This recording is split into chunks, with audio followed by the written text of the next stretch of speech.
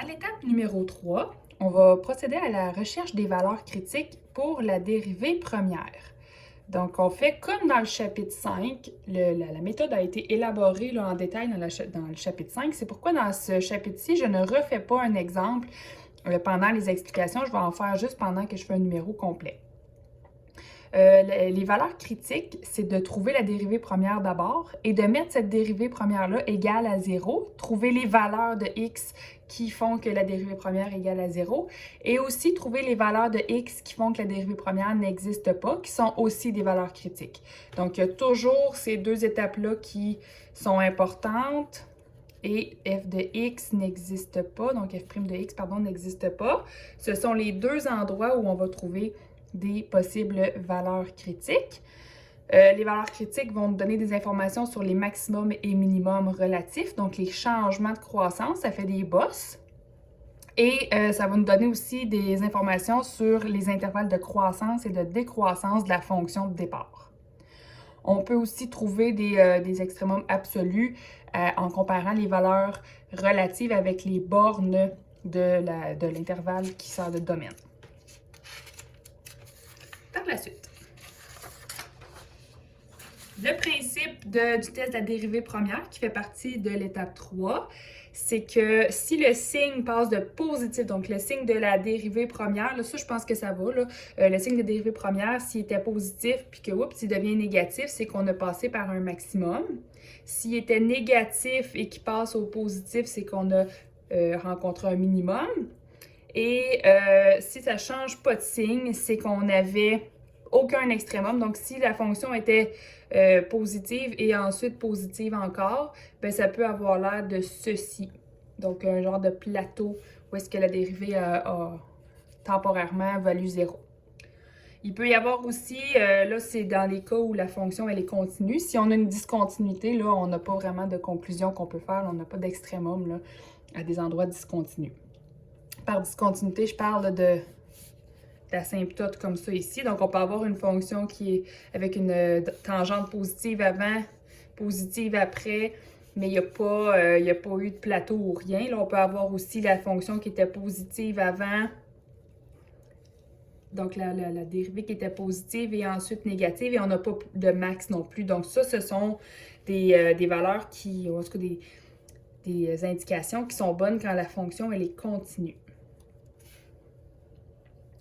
Là où c'est nouveau, c'est l'étape 4, donc la détermination des valeurs susceptibles de produire des points d'inflexion. Donc, je vous explique dans un instant c'est quoi un point d'inflexion. Je vais juste attirer votre attention sur les 4 petits schémas que j'ai en bas de la page. J'ai 4 fonctions qui sont présentement croissantes, donc, mais là, on les regarde, elles ne sont pas croissantes de la même manière. On a une droite qui est croissante en ligne droite. On a une courbe ici qui a une concavité qui pointe vers le haut, donc un peu comme un bol. On a une courbe qui pointe, en fait, sa concavité, elle est vers le bas. Et on a une courbe qui va emprunter les deux sortes de concavités, donc vers le haut, vers le bas. Et qu'est-ce qu'on appelle un point d'inflexion? Bien, c'est ce point-là, où est-ce qu'on change de sorte de courbure. Donc, est-ce que la courbure est vers le haut ou vers le bas? C'est ça qui va être un point d'inflexion. Je vous explique très sommairement le principe ici de comment on va s'en sortir. Si vous voulez voir une belle animation avec des explications, j'ai fait un court vidéo de 5-6 minutes qui vous explique le concept, les pourquoi ça fonctionne comme ça. Donc, vous avez ici l'exemple d'une concavité vers le haut. Vous avez l'exemple d'une concavité vers le bas. Ça dit ici que si les droites tangentes sont à l'extérieur et en bas de la fonction, vous avez une concavité vers le haut, et si elles sont au-dessus de la fonction, vous avez une concavité vers le bas. Là où ça va nous intéresser pour l'élaboration du tableau complet, c'est les deux phrases qui sont ici.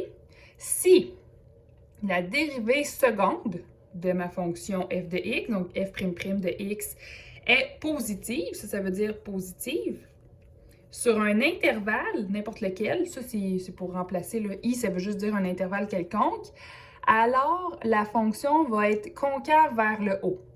C'est assez facile à retenir. Là, si vous avez une dérivée seconde qui est positive, c'est un peu enfantin comme exemple, mais ça fait un sourire. concave vers le haut. Et si la dérivée seconde, elle est négative, bien, ça va faire une baboune. Donc, ça va faire une concavité vers le bas.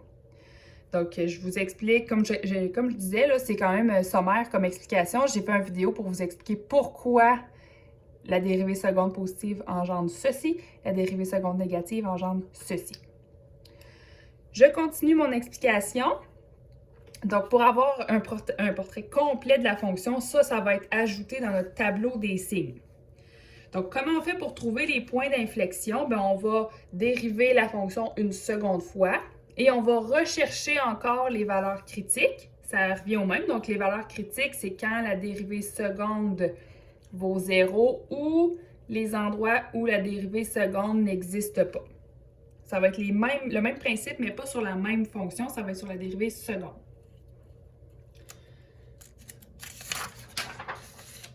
On va faire un exemple. Un exemple simple, donc il va y avoir des sommets, il va y avoir toutes sortes de choses, et on va faire un exemple qui est un petit peu plus complexe. Donc, déterminons les intervalles de concavité vers le haut et vers le bas de la fonction suivante. Trouvons ensuite les points d'inflexion. Donc, vous avez votre fonction de départ. On vous demande, bon là, c'est sûr que dans un numéro complet, vous n'aurez pas les petits numéros comme ça. Vous allez devoir savoir comment faire pour trouver les points d'inflexion. Ça va faire partie de votre étape 4 au global, là. Donc, trouver f'', bien d'abord, ça va me prendre f' de x. Donc, je dérive ceci. Ça va me donner moins 4 x exposant 3, moins 3 x exposant 2, plus 3 fois 2, 6, x exposant 1. Donc, ma dérivée première est faite. On ne m'a pas demandé de faire les extrémums dans ce sous-numéro-là. Là, il est vraiment juste dans l'étape 4, on veut se pratiquer. Donc, on fait directement la dérivée seconde. Je vous conseille ici de ne pas factoriser ça parce que ça vous emmènerait à faire la dérivée seconde d'un produit. C'est un peu plus facile de faire la dérivée d'une addition comme ça. Donc, je me retrouve avec moins 12x à la 2 parce que j'ai fait moins 4 fois 3 et j'ai fait moins 1 à l'exposant, moins 6x, puis plus 6. Donc, ma dérivée seconde est trouvée. Je vais devoir chercher l'endroit où la dérivée seconde vaut 0. Donc, c'est ce que je fais ici. Je fais 0 égale moins 12x carré moins 6x plus 6. Avec la formule quadratique que je n'élaborerai pas ici, je trouve les valeurs de x qui donnent la fonction ici égale à 0. C'est moins 1 et 0,5. Ou 1/2, c'est très bon ça aussi. Je vérifie les endroits où la fonction dérivée seconde n'existe pas. Je regarde ma fonction, c'est une quadratique, donc j'ai pas de racine, j'ai pas de dénominateur, j'ai pas de log non plus, donc j'ai aucune valeur ajoutée ici. L'étape suivante, c'est faire le tableau des signes en évaluant la fonction au point critique de f'' de x. Donc, j'ai fait un tableau ici abrégé de ce qu'on va voir au complet dans l'étape 5. J'ai mis juste la dérivée seconde. J'ai le x ici avec tout l'axe des x en haut de moins l'infini jusqu'à plus l'infini. À moins 1 et à 1/2, qui sont mes deux valeurs critiques, j'ai mis un arrêt là, pour voir le changement d'inflexion. Donc, j'ai 0 ici, la dérivée seconde vaut 0 à cet endroit-là et à cet endroit-là. Je me pose la question, que vaut la dérivée seconde en termes de signe à cet endroit-là? Donc là, je vais essayer n'importe quoi. Là, je peux faire f'' de moins 10. Ça va me donner moins 12 fois moins 10 à la 2, moins 6 fois moins 10, plus 6. Donc ça, là, ça va donner, au global, si on fait le calcul, ça donne un négatif. Mais je me fous du chiffre que ça donne, je veux juste le signe pour cet intervalle-là. J'essaie avec 0 ici parce qu'entre moins 1 et 1/2, je passe par 0 puis c'est plus facile à calculer. Donc, je peux essayer f'' de 0 qui donne 6. On le voit tout de suite, là, ça fait 0 moins 0 plus 6. Fait que c'est positif. Ici, j'essaie n'importe quelle valeur entre 1/2 et l'infini. Et je calcule, ça me donne un négatif. J'applique le principe dont je vous ai parlé à la page précédente. Donc, valeur négative pour f' implique concavité vers le bas, donc genre une baboune. Valeur positive de f', concavité vers le haut. Et concavité vers le bas. Ici, dans f de x, je peux me demander à quel endroit il va y avoir un point d'inflexion parce qu'on voit que ça faisait ça, puis là, oups, ça fait ça. Fait qu'il y a eu un point d'inflexion ici. On appelle ça des PI là, pour point d'inflexion. Et là, dans mon tableau, ben, je m'en vais dans f de x et je lui donne la valeur de x qui vaut moins 1. Donc, je fais f de moins 1. Je m'en vais dans ma fonction de départ, je remplace moins 1 là-dedans et ça donne 3. Donc, moins 1 à la 4, ça fait 1. Moins 1 à la 3, ça fait moins 1. Puis moins 1 à la 2, ça fait 1 toujours. Fait que là, ça fait moins 1 plus 1 plus 3. Donc, ça fait 3. Je fais la même chose ici. F de 1/2 qui va me donner 9/16e celui-là. Fait que là, il faut calculer 9/16e pour la réponse finale ici. Vous auriez pu aussi le mettre en nombre décimal, là, ça aurait fait l'affaire ça aussi. Donc j'avais un autre point d'inflexion parce que la fonction était concave vers le haut et elle est devenue concave vers le bas, donc j'avais un PI à cet endroit-là. Ce qui fait que je peux déterminer quels sont mes points d'inflexion. Les points d'inflexion sont coordonnées moins 1, 3 dans ma fonction de départ. Donc, avec cette fonction-là, grâce à la dérivée seconde, j'ai déterminé les coordonnées de cette fonction-là qui étaient des points d'inflexion. Et 1/2 9/16e. Donc ça, c'était le x, ça, c'était le f de x qui est le y. Il y a une petite phrase en bas de la page ici qui dit que les points d'inflexion peuvent aussi être des points où la dérivée seconde n'existe pas. Donc, on fait l'exemple qui suit pour voir dans quelle situation ça va se produire. Donc, qu'est-ce que je fais à cette étape-là? On me demande de déterminer les intervalles de concavité vers le haut et vers le bas, ainsi que les points d'inflexion de la fonction suivante. Donc là, j'ai la fonction de départ, ça me prend la dérivée première et la dérivée seconde. Pour ceux qui sont plus habitués, on peut réécrire ceci, là, racine cubique de x, c'est x à la 1/3, plus x plus 4. Donc, si je dérive, je vais avoir 1/3 x exposant moins 2/3 plus 1, puis plus 0. Je saute tout de suite à la dérivée seconde. Je vous rappelle que dans un numéro complet, on aurait fait une halte ici. On aurait essayé de trouver les valeurs critiques de la dérivée première. Là, on est rendu, par exemple, si on avait fait tout ça, puis on s'en va à l'étape suivante, l'étape 4, qui nous permet de trouver les points d'inflexion. Donc, si je dérive ceci, ça me donne 1/3 fois moins 2/3 x exposant moins 5/3 plus 0.